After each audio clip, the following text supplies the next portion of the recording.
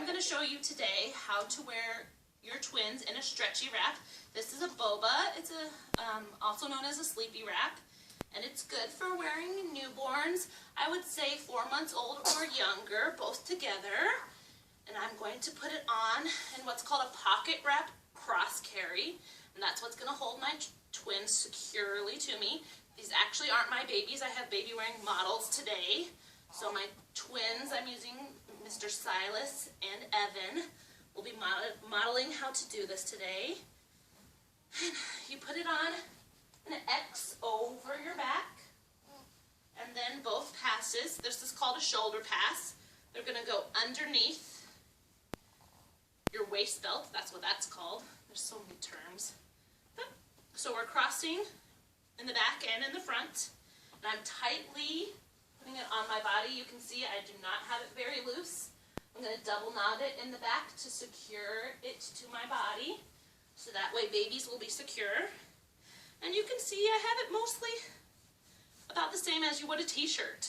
You don't need it very loose because you want your babies, once you put them in, close enough to kiss. Your baby's going to end up where you can just bend down your head. And one baby is going in the shoulder pass, and the other baby is going in the shoulder pass. And then we're using the waist belt to slowly come up and just support them after they're in that wrap. I do always start with the first baby in the lower cross. You can see when it makes an X on your body, which one's the lower one and which one's the higher one, and that will help you keep them separate more. If you do it opposite, they tend to kind of knock together and knock heads. So I'm going to go ahead and grab my first baby.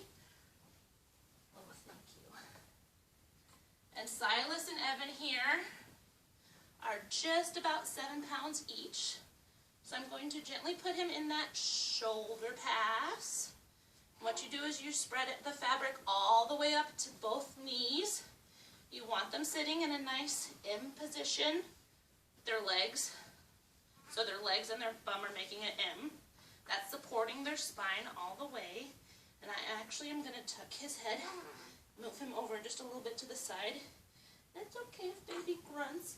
We're just getting comfortable.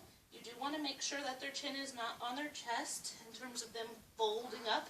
You want to keep their spine curved but not collapsed, if that makes sense.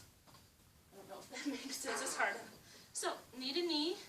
And then we're going to do second baby as well, but I am going to go ahead and loosely just put up that shoulder pass because I don't want him to tip out the side here when I'm getting second baby. So we can readjust as we need to, but little Silas is in here and he's snuggled in on me in that seated position. And I'm going to go ahead and get Evan as well, and he's going to be in that second shoulder pass. Hi.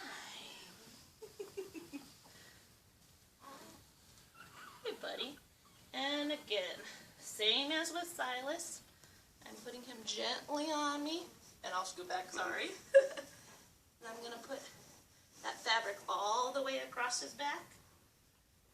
I'm going to lean to make sure. There we go. Silas says, "Hey, what's going on?" Hi, Evan. Yeah. I'm going to go ahead and bring that all the way up. Make sure his knees are totally supported and move that waist belt out of the way in terms of it's in the way a little bit for him. All right. Now, waist belt goes up.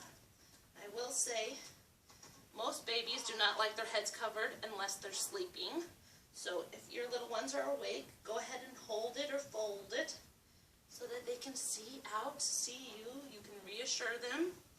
I'm going to put the waist belt up just so you can see that both of them are knee to knee, fully supported with those curved spine, and that waist belt just holds them in.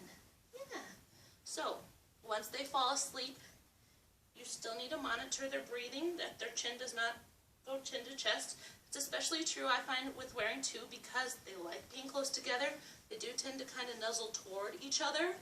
So in this case, I know what I did when mine were little, is I used binkies or pacifiers, whatever you want to call them, to keep their noses up, you know, because I could just tip that pacifier to make sure that their chin was off their chest.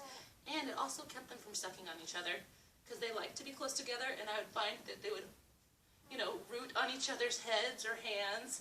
And the pacifiers helped in that instance. But here we go. Once they're asleep, you can go ahead and make sure their head is fully supported, and then go about, you know, making yourself a sandwich or doing the dishes, whatever you need to get done. So this is hands-free, 2 babies in one stretchy wrap. Thank you.